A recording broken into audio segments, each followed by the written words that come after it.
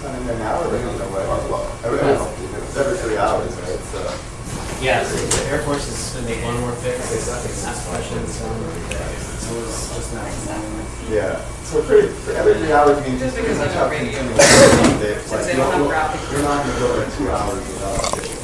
Then the next airport, you get Yeah. we should have. Right. Yeah, I guess it's radar range. We'll keep less.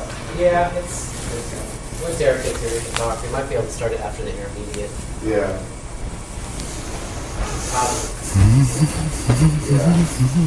Okay.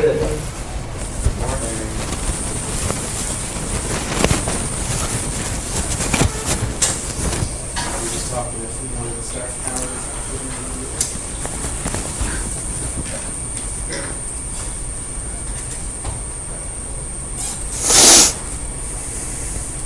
I don't know where it is.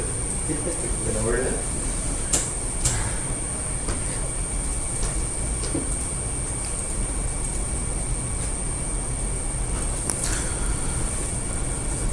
What was that little ice cream? It's starting to. It starts shrinking. I think.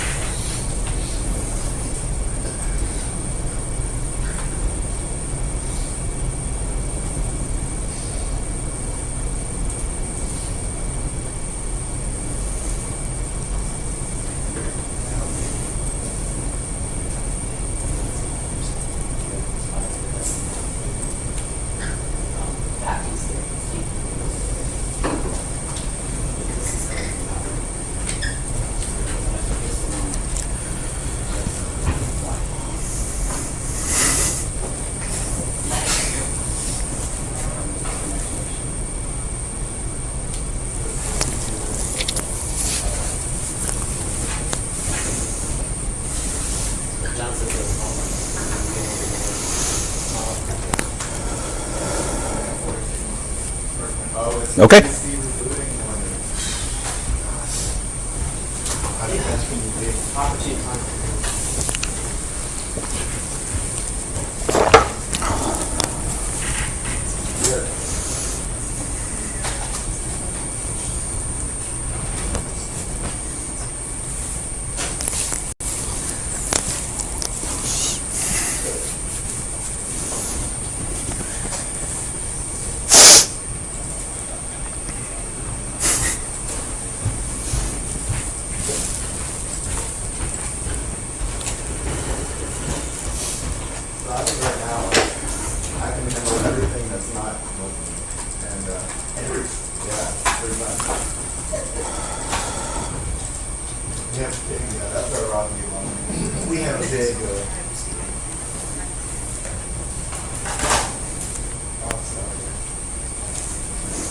So this is over here? This is over here? Yeah. This will. You can change it. This will. It's on full screen. You have to hit the escape.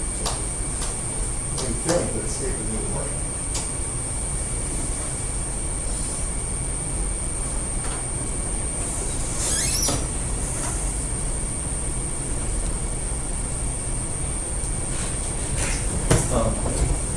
So I was going to call, I think we should call like 30 seconds. Okay. Can we make that? Okay. What was it, 30 seconds? Oh, yeah.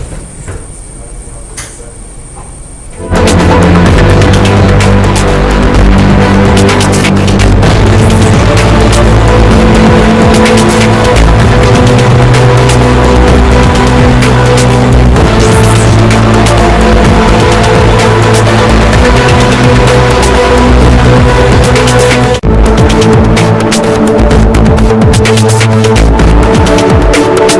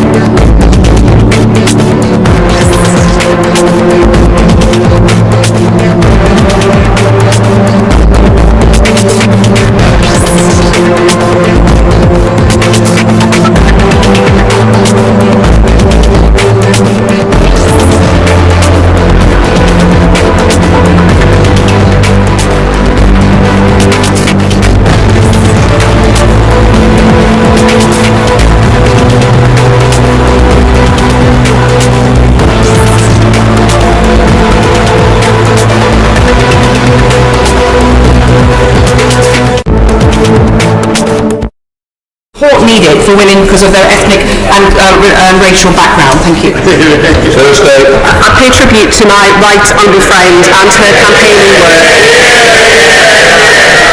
I pay tribute to my right honourable friend for all of the campaigning work that she has done in this crucial area in the face of the tragic loss of Valerie Ford. We must do everything that we can to make sure that all victims of violence against women and girls receive the support that they need, and I'll make arrangements for her to discuss this further with the Home Office Minister around what more we need to do around police training and standards in particular. The Conservative government introduced the hugely successful opt-out HIV and hepatitis testing programme for A&Es in London, Brighton, Blackpool and Manchester, with a £20 million commitment to expand the programme to 33 more, diagnosing more than 1,300 people with HIV in the first 2 years, tackling health inequalities, meaning crucially, Mr. Speaker, more LGBT plus people, women, people of black African ethnicity, older people as well were diagnosed and supported. Can the Secretary of State assure the House of funding and commitment remains? What I would say to the right honourable lady is that I thank her for raising such an important issue where I think we all want to make progress across this House. Officials are working on further plans. We'll be setting them out very shortly, but we will be keen to work with her and colleagues across the House to make sure that we eradicate new HIV and AIDS infections. Thank you, Mr. Speaker. Many of my constituents in Exeter benefit from maternity pay, which supports women while they spend precious time with their newborn children. Is the Minister of the view that maternity pay, in the words of the Tory leadership candidate opposite, has gone too far? Absolutely not, and my honourable friend is right to mention the fact that that kind of assessment not only flies in the face of common sense but also flies in the face of all the economic evidence, because when we support women to return to work and to progress at work while being able to spend time with their families, we grow our economy, something this government is determined to do. Thank you, Mr. Speaker. Across Aldridge Brown Hills we have some fabulous girls football teams and the excellent Walsall Wood Ladies Football Club at Oak Park Active Living Centre, no doubt inspired by the Lionesses.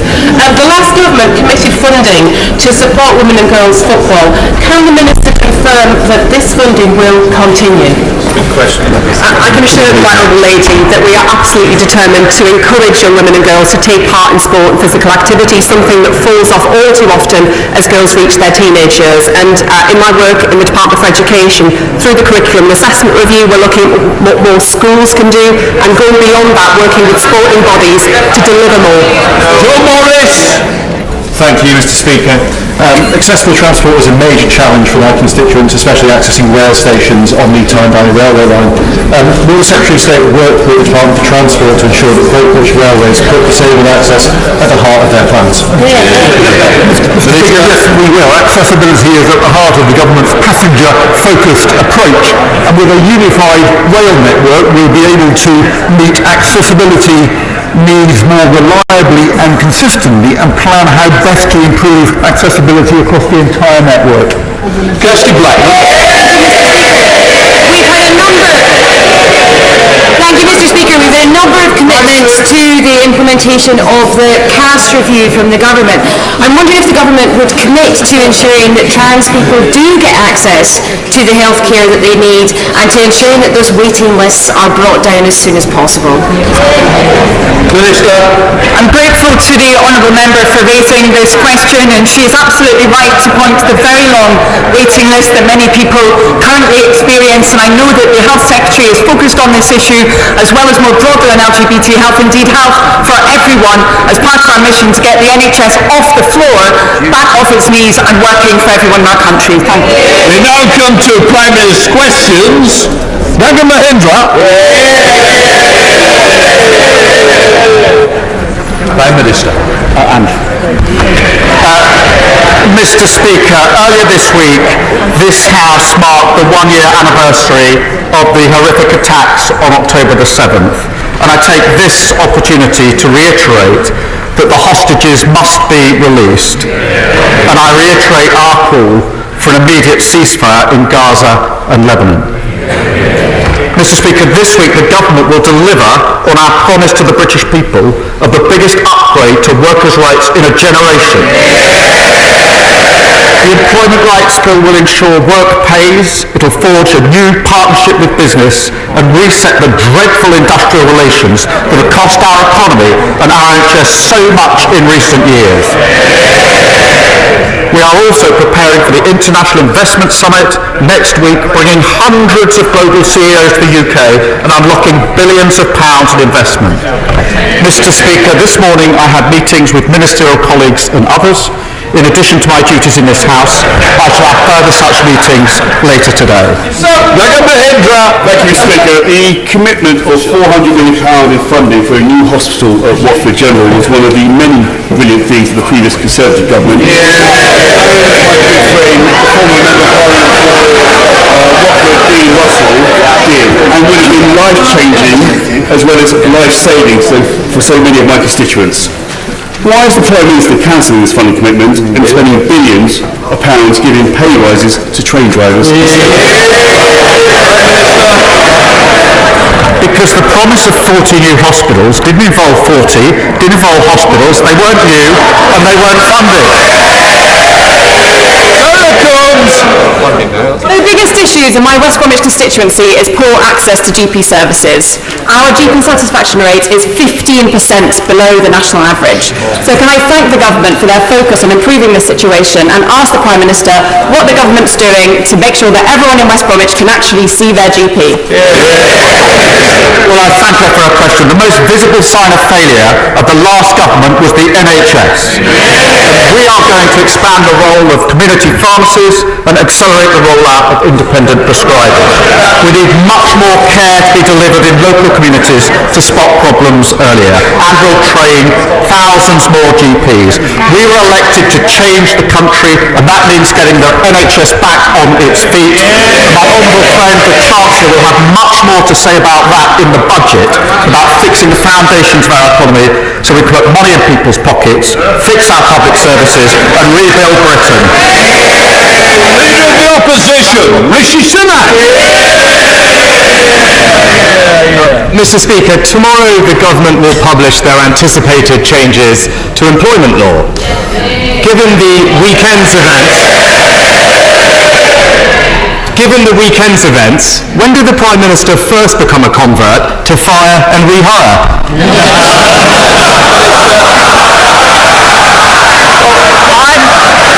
I'm very pleased and proud that tomorrow we will publish the bill which will be the biggest upgrade of workers' rights in a generation. And that will do two things, Mr. Speaker. Firstly, it will give people basic dignity at work, and secondly, it will help grow our economy, something that the last government absolutely failed on for 14 long years. The Opposition. Well, Mr. Speaker, when he talks about security at work, once again, it's one rule for him and another rule for everyone else. But I know they're not everything. I know they're not everything or everyone has survived his first 100 days in government. So can he confirm that when he promised not to raise income tax, national insurance or VAT, that commitment applies to both employer and employee national insurance contributions?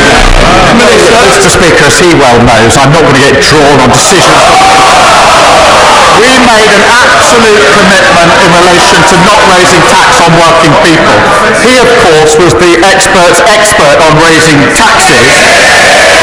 And what did we get in return for it? We got a broken economy, broken public services, and a £22 billion black hole in the economy. We're here to stabilise the economy, and we will do so.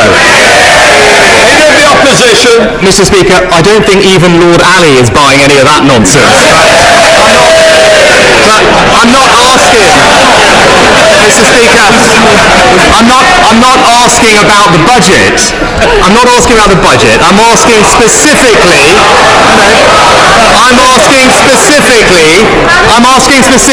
about the promise he made to the British people.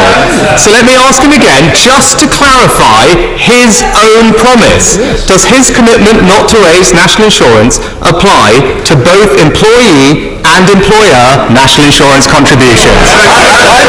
We set out our promises in our manifesto. We returned with a huge majority to change the country for the better. And I stick to my promises in the manifesto. But I notice it's question 3, and it hasn't yet welcomed the investment into this country. We've had in recent months £8 billion from Amazon for jobs across the country. £10 billion from Blackstone's jobs across the North East. £22 billion on carbon capture jobs in the North East and North West. 500 million, Mr. Speaker, for UK buses in Northern Ireland. While we're investing in our economy, what are they doing? They're arguing about whether to scrap maternity pay. Leader of the opposition. Mr. Speaker, I'm very happy to welcome investments that this government negotiated. When it comes to his answer on tax, Mr. Speaker, businesses across the country would have found his answer just about as reassuring as Sue Gray did when he promised to protect her job, Mr. Speaker. So let me turn, it's no wonder confidence is plummeting on his watch, which he didn't mention, but turning to another commitment. Before the election, his Chancellor said changing the debt target in the fiscal rules would be tantamount to fiddling the figures. Does he still agree with the Chancellor? Prime Minister, this is literally the man who was in charge of the 14 years they crashed the economy. And what did they leave? A £22 billion black hole in the economy. Unlike them, we won't walk past it, we will fix it, and it's only because we're stabilising the economy that we are getting the investment into this country. But I still notice he hasn't really talked about that investment. We're powering ahead with clean British energy. We're changing the rules to build 1.5 million homes and returning railways to public ownership. And they've got nothing to say about any of this. Mr. Speaker, on debt, we left them the second lowest debt in the G7, Mr. Speaker. And as the Institute of Fiscal Studies have said, Order. I will hear the Leader of the Opposition. Mr. Speaker, as the Institute of Fiscal Studies have said, it's hard to escape the suspicion that the government is attracted to this change because it would allow for significantly more borrowing. Now, his Chancellor previously said that this change, and I quote her words, would be fiddling the figures. So it is a simple question: does he still agree with the Chancellor? Prime Minister, sees back to his old script, they've never had it so good. That didn't work so well at the election time. Might be time to change that. I'm not going to get drawn on issues for the budget, just as he would when he was standing at this dispatch box. But meanwhile, we're investing, we're building the NHS fit for the future back on its feet, better opportunities for young people and protections at work. After 14 years of Tory failure, we're giving the country its future back. And that's the difference that Labour delivered. Mr. Speaker, it is clear he's opened the door to raising employer national insurance contributions, including on pensions, and fiddling the figures that he can borrow more. And he talks about what is achieved. Well, economic confidence is plummeting, growth is now stalling, and the UK's borrowing costs are rising on his watch, Mr. Speaker. But Mr. Speaker, can I close on another important topic? Because yesterday's intervention from the head of MI5 will have been sobering for the whole House, and not least his warning that Britain faces the most complex and interconnected threats in our country's history. Now, I know the Prime Minister will agree with me that we all owe our security services a debt of gratitude for what they do to keep us safe. But can the Prime Minister confirm that the forthcoming terrorism bill will give our security services the powers they need to tackle evolving threats? And I can assure him of our constructive support on these vital questions of national security in the same spirit that he provided that support to me. Prime Minister. Well, I can confirm that we will give the security forces and services the powers that they need, and I hope that is a shared objective across the House. They do an incredibly important job for us. but he talks about the economy. It's a real shame the party opposite can't simply, well, he did at the beginning of this question a moment ago, listen on, it's a shame they can't celebrate Britain's success under this government. Of course we've got to take tough decisions, but when investment is pouring in as it has been in recent weeks, when the NHS strikes are coming to an end, when houses are getting built, we're delivering the biggest upgrade of workers' rights in a generation. It's time for them to accept that we're fixing the foundations. So whilst they fight amongst themselves in the comfort zone of unfunded promises, threatening to scrap the minimum wage, we're going to get on with the job of clearing up the mess that they made and making a better country that people are crying out for. Adam Jogi. Thank you, Mr. Speaker. Mr. Speaker, cancer is hard on the patient and it's hard on their families, as my family knows all too well this year. Can I ask the Prime Minister to commit to doing all he can to improve research, early diagnosis and patient care for those with cancer? And will join you in thanking the NHS staff who've looked after my dad in recent weeks and thousands of cancer patients like him in Newcastle and Lyme and up and down our United Kingdom. I was sorry to hear about my honourable friend's father, and I think we would all pass him our best wishes. Cancer is another example of the dreadful state the last government left the NHS in. The Darcy report published just a few weeks ago showed that some cancer standards have not been met since 2015, and no progress was made in diagnosing cancer at stage 1 and stage 2 between 2013 and 2021. So I'm really pleased that we've just announced £6.4 million research network developing new AI software to identify cancer early. We will get the NHS catching cancer on time, diagnosing it earlier and treating it faster. Leader of the Liberal Democrats, Thank you, Mr. Speaker. Across this House, we all agree that we need to get our economy growing strongly again so we can improve people's lives and raise the money for our public services. Liberal Democrats believe that one of the best ways of doing that is to improve our relationship with our European neighbours on things like trade, and I welcome the fact that the Prime Minister has made this a priority in his first few weeks. But what I just don't understand is that he's ruled out negotiating a youth mobility scheme with our European partners. This can be so good for young people, for businesses, and for re-establishing that relationship. So will you reconsider this? Prime Minister, well, he's right. We do need a better deal with the EU than the bad deal we got under the last government.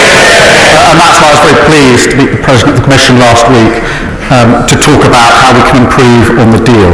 In our manifesto we had clear red lines about the single market, customs union, freedom of movement, and we will negotiate with those red lines in place. Well, I'm disappointed about the youth mobility scheme. Maybe we can come back to that. But he's right to say one of the many problems for our economy coming from the dreadful Brexit deal was the red tape that's been put on businesses. Now, there are many examples of that, Mr. Speaker, but a new example came to me earlier this week, and it affects fishermen in the Falklands, who are otherwise having to pay huge amounts in tariffs to be able to sell their produce into the European market, or sail under a Spanish flag. So when the Prime Minister renegotiates the trade deal, can you remember the overseas territories?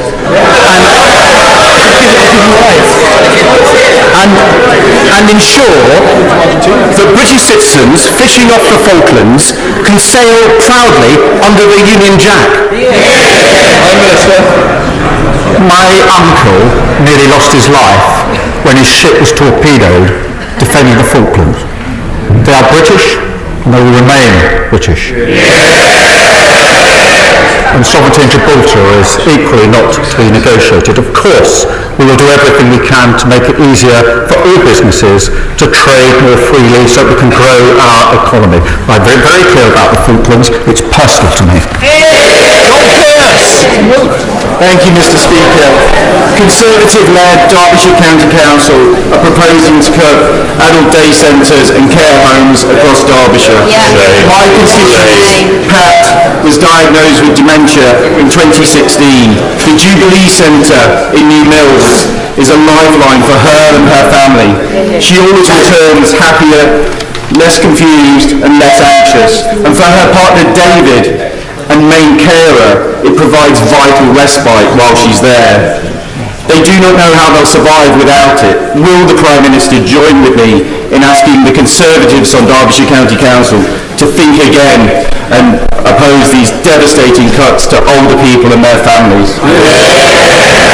Well, I'm shocked to hear of the impact on Derbyshire Council that he's just described, who are proposing cutbacks on adult social care. And councils across the country were at the front line of the last government's ruinous economic failure.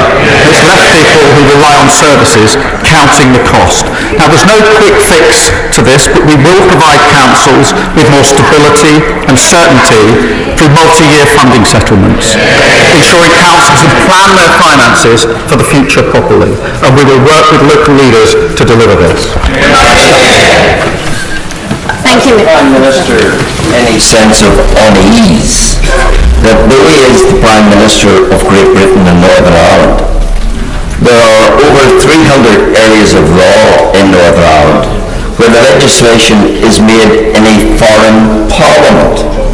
Has the Prime Minister any ambition of recovering UK sovereignty over those 300 areas of law and thereby restoring the equal citizenships of my constituents and ending the disenfranchising in respect of making laws that govern much of their economy? Prime Minister, I thank you for raising that issue, which of course is an important issue. The Windsor framework was negotiated by the last government. We supported it, and we continue to support it, and we'll work to make sure it's implemented properly and fully. Mr. Speaker, 1 in 2 children in my constituency live in poverty after housing costs are taken into account, so I welcome the government's commitment to tackling child poverty. But we all know that every year of poverty has a long-term impact, so could the Prime Minister tell us that the Welcome Child Poverty Task Force, which is underway, could he tell us when he expects that to report so we can see action? Well, thank you for a very important question. It is appalling that child poverty went up 700,000 since 2010. And after the last Labour government did so much to bring it down, and tackling this is at the heart of our mission to break down the barriers to opportunity. The task force is developing the strategy to reduce child poverty, and it will be published in spring of next year.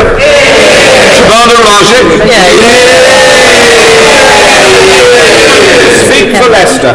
The Prime Minister's decision to impose VAT on independent schools strips hard-working families of the choice for what is best for their children, while risking job losses for teachers, increasing class sizes, and squeezing state school resources to their absolute limit. With these impending threats, what actions is the Prime Minister taking to mitigate these effects if he is not undertaking an impact assessment to understand them? Look, I do understand that many parents across the country save hard to be able to send their children to private school because they have aspiration for their children. So does every parent who sends their children to a state school. And the problem we have is we don't have enough teachers in key subjects in our state secondary school. Now, the party opposite may be prepared to tolerate that. I'm not. That's why we've made this change to fund 6,500 teachers. And they chunt it on. But they have to answer the question, which none of them are answering. If they're not going to make this change, are they going to leave our state secondaries without the teachers they need? Or are they going to cut the education budget by £1.5 billion? Which is it? Mr. Speaker, Gloucester has a proud military history from the Battle of Imgin River to RAF Quedgley and the glorious Gloucesters. In fact, almost 10% of Gloucester households are home to a veteran. So can the Prime Minister update this House on what this government is doing to support veterans, in particular how he will meet his promise to make sure that every veteran in Gloucester has a roof over their head? Prime Minister, we owe an enormous debt to all of our veterans, and it was a great honour to announce at our party conference that our plans to build new homes across the country will ensure that homeless veterans are at the front line of the queue for new social housing, recognise the incredible sacrifice and contribution that they make. We will repay all those who served us and house all veterans in housing needs, ensuring homes are there for heroes. We're also ensuring veterans have access to support, including with mental health and employment. Mr. Speaker, special education needs budgets in North Yorkshire and across the UK are under huge pressure. Could I ask the Prime Minister and the Chancellor, as they prepare for the budget, could they look carefully at how increased funding and changes to the funding formula could make a massive difference to thousands of lives of children across the country? I'm grateful to the Honourable Member for raising this issue, which is of real concern across the country to many parents who are concerned about the provision. And I do agree that children with special educational needs and disabilities are being failed, with parents struggling to get their children the support that they need and deserve. And we have to change that. I'm determined to raise standards for every child so they succeed in education. And we will work with the sector and across the House where we can to deliver on that mission, which is very important for many parents who will be watching this today. Thank you, Mr. Speaker. Can I welcome the Prime Minister's focus on economic growth, and I look forward to the International Investment Summit next week. One area where constituents across the country want to see thrive is their local high street, and the Prime Minister will know from his own visit to the top of town in Basingstoke that it has huge potential, but it's not what it could be. Could I ask the Prime Minister what support this government will give to ensure that high streets across the country are able to grow and thrive? Well, I do remember that visit, and here's the new political vibe. Invest with Labour or decline with the Tories.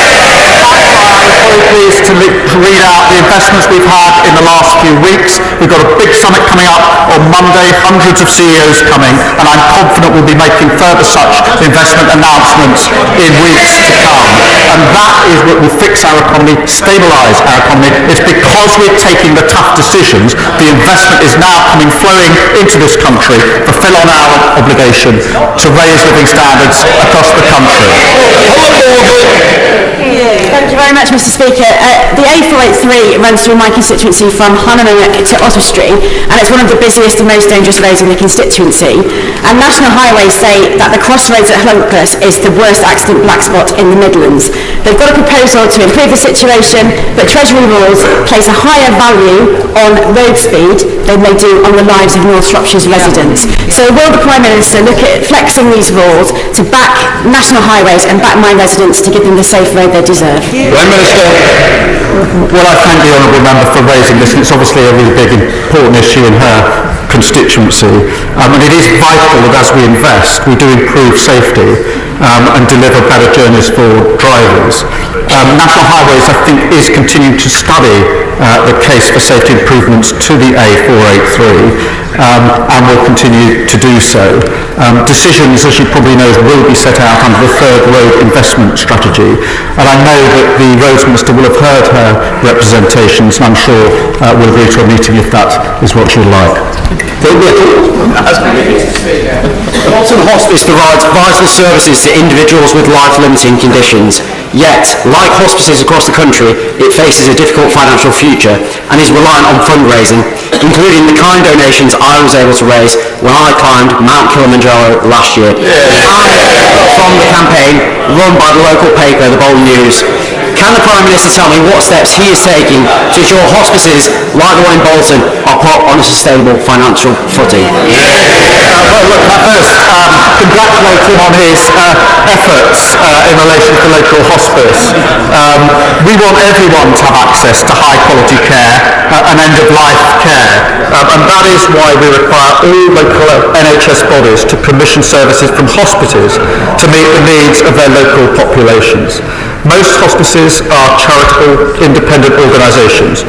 We also receive funding for providing NHS services. We have inherited a huge problem with the £22 billion black hole, but nonetheless, we are determined to move forward on this. Mr. Speaker, since the signing of the Belfast Agreement in 1998, more people in Northern Ireland have now sadly lost their lives to suicide. than those that were killed during the 30 years of the Troubles. Would the Prime Minister agree that the challenges with poor mental health in Northern Ireland, some of which are directly related to the violence of our past, is a unique and pressing legacy of the Troubles? So would he therefore commit to tasking his government to work collaboratively with the Department of Health in Northern Ireland to explore how these issues can be properly recognised and resolved? Well, I thank him for raising this important issue. I do know firsthand the deep impact that the Troubles have had on so many in Northern Ireland, and we must ensure that those with mental health issues receive the support and the care that they need. Now, public services obviously devolved in Northern Ireland, but we will work with the executive and leaders to support them in delivering better outcomes, which is why my Secretary of State for Health spoke to the Health Minister in Northern Ireland in the first week he was in the department. And I'm sure that he'll be prepared to follow up should the honourable member wish so. John Wallace. Thank you, Mr. Speaker. In my constituency of Hexham, frightened parents and their families having to fight tooth and nail and travel extremely long distances to secure fair treatment and full education for their children. Can the Prime Minister outline the steps that the government will take to improve outcomes and results for SEND families, particularly in the most rural parts of the North East? Prime Minister. Well, I thank him for this question. I think this reinforces that the SEND provisions were a failure of the last government, particularly in rural communities. This has come from both sides of the House. It's a really important issue. We have a duty now to pick this up and to ensure that all children with SEND receive the right support to succeed in their education, and we will continue to do so. David Davis. On the assisted dying private members bill, the government's quite rightly staying neutral. But the real issue with that bill is the time constraints of private legislation make it very difficult to get it right first time. If we get this wrong first time, the consequences are too terrible to contemplate. In 1967, the government today gave the government time to allow David Steele's abortion bill to go through. Would the Prime Minister commit to giving extra time, out of government time, to this bill to ensure that we get this right first time? Prime Minister, I thank him for raising this question on a really important issue, and I do understand there are strongly held views across the House and on both sides and within both sides, if I can put it in that way. I do agree with him that it is important that we ensure that any change to the law, if there is to be one, is effective. Now, if this House gives the bill a second reading, it will of course then go to the committee as usual, which will allow that more detailed scrutiny. But we do need the discussion more broadly on this important issue. With shared prosperity funding drawing to a close and Cornwall having some of the greatest potential in Europe in critical minerals and renewable energy, it's time for our aspiring Celtic tiger to identify much more strategic sources of investment funding which take us away from the short-termist begging bowl politics of the last decade. Will the Prime Minister meet with the Cornish MPs to discuss the future of industrial and social funding in Cornwall? Minister, well, my honourable friend is a proud Cornish MP and is absolutely right that economic growth must be spread across the country. It cannot simply be focused in the South East and London. And he'll have seen today, no doubt, the Floating Offshore Wind Task Force report, which sets out that the UK's industry can support tens of thousands of jobs, including huge opportunities, job opportunities in the southwest, and I will ensure that a meeting is arranged with him, with the appropriate minister. Wendy Chen. Today's Panda Awareness Day, a paediatric condition that affects thousands of children potentially across the UK. I first raised it in this chamber 18 months ago when I heard about the devastating impact from a constituent. Does the Prime Minister agree with me that it should not be for a charity to fund the pathway analysis and research that is needed to ensure that people and children get the support that they need, and will he help facilitate a meeting for me with the charity and the Department for Health? Prime Minister.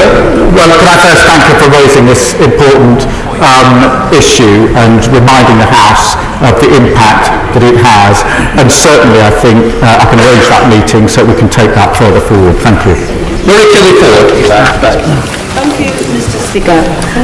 Constituents in the City of Durham are anxious about the financial situation at Durham County Council. The Tories' unfair funding formula has seen essential public services hollowed out, such as social care, whilst the demand is increasing. So what assurances can the Prime Minister give me that essential services will be restored and that a new funding formula will be genuinely a fair one, focusing on the needs of my constituents, especially the most vulnerable? Prime Minister. Well, she highlights yet another failing of the last government, because successive years of underfunding have left councils experiencing significant budget pressures, and that's felt by constituents and residents and individuals across the country. This government will clear up the mess, will get councils back on their feet. Partly multi-year funding settlements will help to allow longer-term work to be done. But we recognise the importance of councils. They know their communities best, and with greater stability we can support them in ensuring the service that they provide get to the people that need it.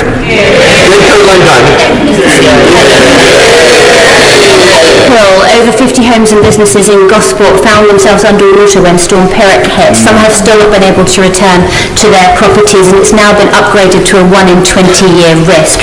We still haven't had a decision from the Environment Agency about flood and coastal erosion risk management funding, which we've applied for, and despite requests, I still haven't been able to secure a meeting with his DEFRA team. Winter is coming. My constituents are worried. When is he going to grip this? Prime Minister.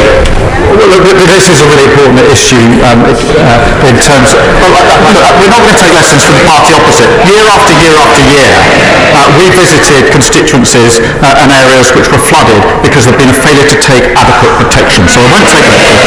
What I said in the election campaign is that we would set up a flood resilience task force to get ahead of this. We will do that, and I'll ensure that she can get such further information as she needs. A final question. Thank you, Mr. Speaker. October is Black History Month, and the theme this year is Reclaiming the Narrative. I want to thank Mr. Speaker for the event that you were doing in your apartments with the Temptations, and the Prime Minister. Temptations tribute band, and the Prime Minister will be having an event in number 10 this evening. Would the Prime Minister agree with me that it's important that we continue to have a debate on the floor of this House in government's time on Black History Month? Prime Minister. Well, I'm not sure just at the moment going to something that's labelled Temptations is quite where I want to go.